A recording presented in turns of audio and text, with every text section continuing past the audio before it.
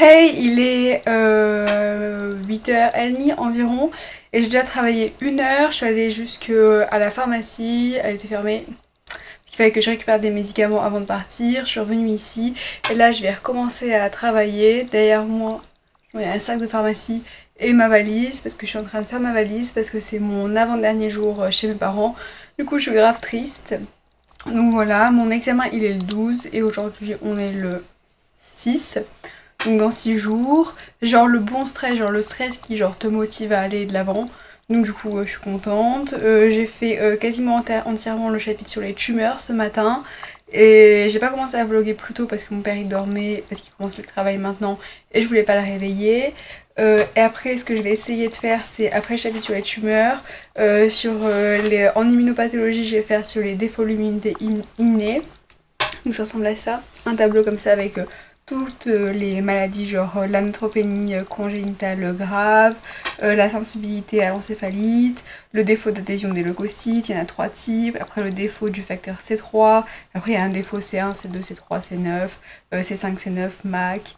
Voilà, après les défauts de l'activité microbicide dépendante de l'oxygène, et après celle indépendante de l'oxygène, après les défauts d'interaction entre immunité innée et immunité adaptative.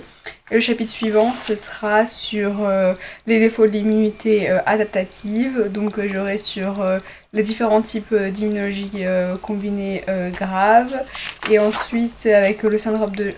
Enfin, la description des maladies, avec le syndrome de George, le défaut du complexe majeur dyscompatibilité numéro 1 et 2, le défaut du complexe CD3, défaut LCK ZAP70 et défaut du CD8 alpha. Après, j'aurai 2 types de syndromes prolifératifs liés au chromosome X, le syndrome de Wiskott-Aldrich, différentes syndromes polyendocriniens auto-immunes et syndrome lymphoprolifératif. Donc il y en a 1, 2, 3, 4, 5, 6 types différents. Après, j'aurai 2 défauts de dysrégulation immune liés au chromosome X. Après, 2 autres défauts, antéro, c'est marqué, liochromosome X, ectérodermal, dysplasie, anurosis, immunodéficiency. Et la suivante, c'est autosomale, dominante, ectodermale, dysplasie, anurosis, immunodéficiency. Et après, ce sera fini. Genre, il restera deux. Normalement, j'aurai encore 2 chapitres à voir. Mais comme c'est 2 chapitres longs, je préfère bien les faire que les faire rapidement et mal les faire. Donc, du coup, c'est ce que je vais faire maintenant. Et je vais arrêter de parler parce que j'ai beaucoup de travail. Hey, donc nouveau update. Donc, ça avance assez vite. Pour l'instant, je suis assez contente. Là, je viens de faire une petite pause pour aller boire un verre d'eau et j'ai mis mon Beauty Blender dans la machine à laver. J'espère qu'il va revenir vivant. Je l'ai mis genre sur délicat, mais il était genre un peu dégueu et je pourrais pas. Enfin, j'ai essayé de le laver plusieurs fois à la main et genre ça a rien donné. Avec du shampoing, avec du démaquillant et tout. Donc, du coup, je me suis dit, bon, bah pour 5 € je le mets dans la machine à laver. Au moins, s'il ressort propre, ben il ressortira propre et s'il ressort mort, bah il ira à la poubelle, j'en achèterai un nouveau. Mais là, il était genre vraiment dégueu, j'avais peur que ça me donne des boutons. Donc, du coup, voilà. Ce que je vais faire maintenant, j'ai fait donc tout le chapitre sur les tumeurs, je l'ai terminé. Ensuite, j'ai déjà fait la neutropénie congénitale grave, la sensibilité à l'encéphalite, tous les 3 défauts d'adhésion des leucocytes. J'ai aussi fait les défauts des compléments et j'en suis genre. J'ai fait, on va dire, les 2 premières maladies liées au défaut de l'activité microbicide type dépendante de l'oxygène. En fait, en gros, je l'ai toutes faites, mais pour l'instant, genre, je connais bien que les 2 premières. C'est donc le défaut de la glucose 6-phosphate déhydrogénase et la défaut du complexe NADPH oxydase. Et donc, c'est aussi défini maladie granulomatose. Donc voilà, ça c'est les 2 que j'ai faites. Et après j'ai aussi fait le défaut de la glutation synthétase, défaut de la glutation rédutase et défaut de la myélopéroxydase. En gros, j'ai fait ces 3 là, mais je les connais pas encore super bien, donc du coup, je vais les refaire maintenant. Et après, dans ce chapitre-là, il me restera que donc celles indépendantes de l'oxygène et celles qui font le lien entre l'immunité innée et l'immunité adaptative. Donc vraiment, j'ai terminé ça ce matin. Et cet après-midi, je ferai le 2e chapitre, donc celui de l'immunité adaptative. Donc voilà, si vous voulez, je vous genre expliquerai, réciterai un petit passage. Genre je vais essayer de les faire en français. Genre, bon, si vous voulez, j'essaie tout de suite d'ailleurs. Ok, je vous ai mis sur un trépied, mais c'est genre un mini trépied, donc du coup l'angle doit être hyper chelou. Bref, j'ai essayé d'expliquer, comme je vais expliquer le jour de mon examen au professeur, donc les maladies. Donc en fait, mon cours il est en italien, donc j'ai l'habitude de l'expliquer en italien. C'est pour ça que c'est genre dur de l'expliquer en français parce que je dois tout retraduire dans ma tête avant de le redire en français.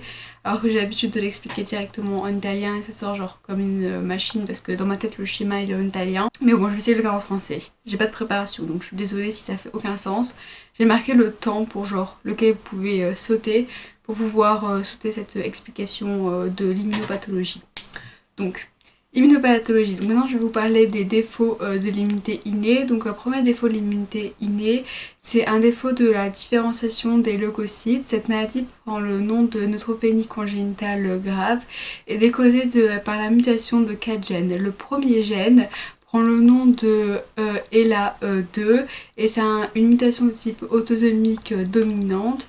Le deuxième type de mutation est la mutation du gène AX1, donc mutation du type autosomique récessive. Il y a aussi la mutation du gène WASP qui est du type chronique et la mutation homozygote du gène MAP-BIP. Donc les caractéristiques de cette maladie, donc la neutropénie congénitale grave, sont de 4 types. Le premier type de anomalie sont une grave réduction du numéro de neutrophils associée à de nombreuses infections récurrentes aux pathogènes de type bactérique et de type mycète. Je crois que ça veut dire genre des champignons en français, mais je suis pas sûre en fait. Un arrêt du développement au stade de promyélocytes et une augmentation de l'apoptose des cellules myéloïdes. Le type suivant d'anomalie du système immunitaire inné contient un défaut des récepteurs des pathogènes moléculaires, des récepteurs des patterns moléculaires des pathogènes. Ça correspond à une sensibilité à l'encéphalite causée par le virus herpès simplex numéro 1 par défaut de l'expression de l'interféron 1. Dans ce type de maladie, on a la mutation autosomique dominante du gène TLR3. Ce gène est codifié pour le récepteur Toll-like 3. Et on a aussi une mutation de type homozygote du gène UNC 93B1. Ce gène codifie pour des protéines responsables de la transduction des signaux à partir du gène des récepteurs TLR. Un type suivant de maladies de défauts de l'immunité innée sont les défauts d'adhésion des leucocytes. Les défauts d'adhésion des leucocytes sont de 3 types. Le premier type est dû à une mutation du gène ITGB2 pour la chaîne B2 des intégrines. Donc dans ce type de maladie, on a un défaut de l'adhésion, un défaut du rolling, un défaut de la diapédèse, associé à infection de la peau et infection des muqueuses. Le second type est dû à une mutation et un défaut du Ciali-Lewis ou des récepteurs aux sélectines E et aux sélectines B, dû aux mutations du gène SLC35B1. Et on a donc un défaut d'adhésion, de rolling et de diapétèse des leucocytes, accompagné avec des infections récurrentes aux bactéries et accompagné d'un retard psychosomatique et un retard moteur. Le troisième type de défaut d'adhésion des leucocytes, mutation dominante récessive, mutation. Donc, je me souviens plus. J'ai un trou de mémoire. Non, juste mutation normale. Mutation du gène RAS GRP2 et donc qui codifie pour RAS P1 et RAS P2 qui sont des GTPase. Et on a aussi accompagné d'un défaut de l'intégrine B2, aussi accompagné d'une mutation du ferme T3 pour l'activation de l'intégrine B3. Dans ce type de maladie, on a un défaut de l'activation des intégrines leucocytaires et un défaut, je me souviens plus, du récepteur du fibrinogène accompagné avec des hémorragies. Le type suivant, c'est un défaut de maladie du système immunitaire inné, sont un défaut du complément et de sa régulation, défaut de C3, gène C3. On a une sensibilité aux pathogènes. C'est quoi sensibilité aux pathogènes? Ah, pyogène, non, bactéries pyogènes, voilà c'est ça. Après, le type suivant, c'est un défaut du C5, C9 pour le gène C5, C6, C7, non, C6A, C6B, C7, C8 et C9. C'est le défaut d'adhésion du complément à la membrane. Dans ce type de défaut, on a un défaut, non, une sensibilité aux pathogènes intracellulaires. Type suivant de défaut du complément, c'est le défaut des protéines régulatrices du complément pour mutation de DAF et de CD59. Dans ces défauts-là, on a une hémoglobinémie paroxystique nocturne. Ça correspond à une hémolyse médiée par du type immunitaire, entre guillemets. Et voilà. Et le dernier type de mutation due au complément, c'est une mutation de la C1 estérase pour mutation du gène C1I NEH. Dans ce cas, on a un édème angioneurotique héréditaire pour activation du complément, du fibrinogène, de la cascade des kinines et de la fibrinolyse pour mutation, comme j'ai déjà dit, du C1 INEH, et ça cause une hyperproduction du C2 et de la bradykinin. Donc voilà, c'était toutes les 3 premières parties. Donc voilà, il faudra sauter 7 minutes. Et rien de spécial. Je vais continuer le reste. Hey, donc maintenant il est 11h29 et j'ai terminé le chapitre sur l'immunité innée que je disais que je faisais tout à l'heure, et j'ai commencé celui de l'immunité adaptative. J'ai fait tous les types d'immunodéficience combinée grave, donc c'est ce que j'ai fait.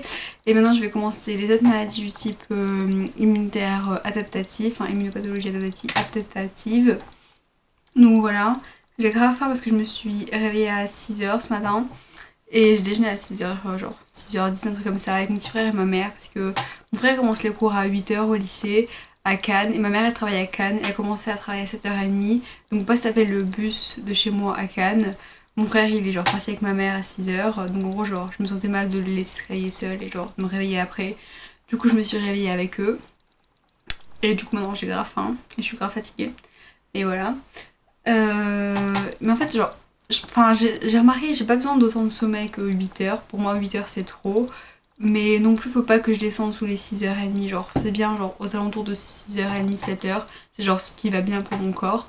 Donc, j'ai dormi environ. Je me suis réveillée à 6h et je suis allée au lit vers 23h. J'ai dormi presque 7h, mais genre, je me suis pas endormie à 23h. Donc, enfin, genre, je pense que j'ai eu environ 6h30 de sommeil. Je suis quand même KO. Bref, je suis en train de divaguer. Et voilà, je sais pas si genre faire à manger, parce que je dois attendre mon père pour manger, il revient genre à midi et quart, un truc comme ça. Et donc je sais pas si genre faire à manger et manger avec lui, enfin commencer à faire à manger maintenant, et genre pour faire une petite pause et recommencer à travailler et manger avec lui après. Ou alors commencer genre, parce que quand j'aime pas genre commencer un truc et genre je vais commencer en gros et genre là je vais faire genre 3 maladies et après il faut que je m'arrête en plein milieu. Donc du coup ça c'est grave chiant, je préfère genre tout faire d'un coup. Donc du coup je sais pas trop faire quoi maintenant. Donc en gros je pense que je vais faire c'est que je vais me dire genre ok, genre je vais pas me couper au milieu, je vais faire genre le syndrome de George, les défauts des gènes qui sont corrélés au complexe majeur de sous-massivité numéro 1 et numéro 2, les défauts du CD3, du LCK et du ZAP70 et du CD8, et je ferai le reste après. Mais genre là, vu l'heure où il est, genre je sais pas si j'aurai le temps de faire ça. Donc genre je fais juste le syndrome de George, ça m'énerve parce que j'aime pas m'arrêter au milieu. Bref, je vais arrêter de parler et je vais commencer parce que j'aurai déjà plus de temps de faire plus de choses. je vais parler.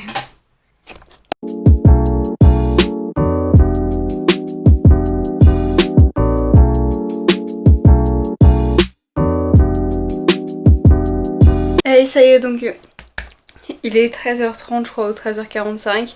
Et je suis en train d'avancer dans le processus de ma valise. Parce que pour voir ce que je mets en premier, tout ça, déjà j'ai vérifié dans toute la maison que j'ai rien oublié qu'il faut que j'amène. Donc du coup normalement il y a tout sur mon lit. Et donc dans tous les cas il faut que je la finisse avant ce soir parce que j'aurai besoin de mon lit pour ce soir. Et donc du coup je vais essayer d'encastrer les choses au mieux possible pour que tout rentre. Parce que je voyage avec EasyJet, donc j'ai une mini valise et genre 15 000 livres. Genre ce livre là il est énorme comme ça. Donc du coup ça me prend déjà la moitié de la valise. Donc bah, je vais essayer de faire ça, souhaitez-moi bonne chance, j'espère que tout va rentrer. Autrement, je vais être un peu dans la merde.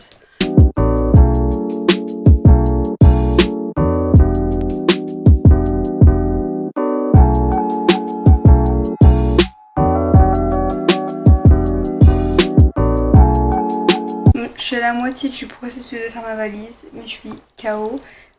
J'ai aussi fait 2-3 maladies. J'ai fait, depuis tout à l'heure, j'ai fait les syndromes polyandriniennes et les auto-immunes. Et j'ai fait les syndromes lymphoprolifératifs 0 et 1A. Mais je suis KO, donc du coup maintenant je vais faire de la microbiologie. Et ouais, du coup je me suis mise dans la chambre de mon frère parce qu'il fait moins chaud. Et j'ai branché sur son lit et j'ai branché mon ordi. Et je vais faire ça, c'est parce que c'est sur l'ordi, c'est genre des QCM et tout ça. Et au moins, genre, comme je suis KO, je vais pas m'endormir devant les QCM. Alors que si je continue à réviser des maladies, je vais genre m'endormir et je vais bien les faire. Et après, je vais essayer de tout finir avant que ma mère elle rentre. Et comme ça, quand ma mère rentrera, je demanderai de me faire réciter. J'espère qu'elle va dire oui. Et donc je suis de retour dans ma chambre, je viens de faire terminer 125 QCM de microbiologie et j'ai eu 87% de juste. Donc je suis assez contente parce que mon examen est dans 6 jours. Donc voilà, si comment ça s'appelle, si le jour de l'examen les QCM ils sont un peu comme ceux que j'ai préparés aujourd'hui, ça devrait aller. Donc j'espère que le prof il va pas devenir genre fou et mettre des QCM qui ont rien à voir. Donc voilà, je suis toujours KO mais bon voilà, je crois que aujourd'hui ce sera genre le mood de la journée, ce sera je suis KO mais je travaille quand même. Et du coup bah, je vais recommencer à faire de l'immunopathologie. Donc là je sais pas si je l'ai dit ou pas mais genre 14h20. Et ma mère elle va rentrer vers 16h donc il faudrait que je termine tout avant qu'elle arrive. Comme ça après elle me fera des questions. Et donc du coup bah, il faut que j'y retourne à faire immunopathologie. Hey, je sais pas trop quelle heure il est maintenant, il est genre après 3h mais avant 4h. Et je suis à la pharmacie pour récupérer les médicaments parce que hier je suis chez le dermato. Et du coup c'est la première fois que j'allais chez le dermato pour mon acné. Enfin j'étais allée au collège mais autrement j'y ai plus aller. Parce que j'ai genre des boutons genre ici et ici. Enfin là je suis pas maquillée donc du coup ils se voient énormément. Enfin je suis maquillée au niveau des yeux mais pas au niveau du teint. Et donc du coup en gros j'ai des boutons genre comme ça.